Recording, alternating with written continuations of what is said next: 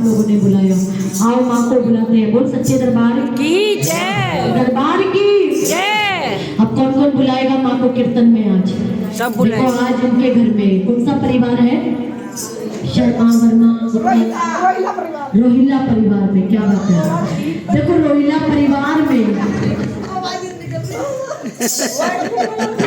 और अभी तो शादी शुरू ये बैठे हैं रोहिला है। रोहिला परिवार है भाई। अभी तो शुरुआत है। तो देखो रोहिला परिवार में आज माँ की जोत जगी है और घर में डबल खुशी है कि बेटी की शादी भी है। तो शादी की बहुत बहुत शुभकामनाएं। और कहते हैं कि जो अपनी खुशियां भगवान के साथ बांटते हैं उनकी खुशियों को कभी किसी की नजर नहीं लगती।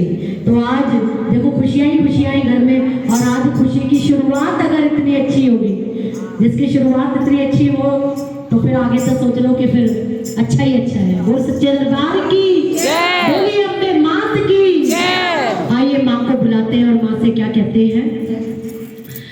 हो कीर्तन हो रहा मैया, हो कीर्तन हो रहा मैया, दौड़ कर तुम चली आओ।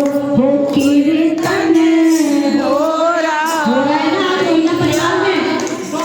निकल तुम चली आओ, दौड़ कर तुम चली आओ, दौड़ कर तुम चली आओ।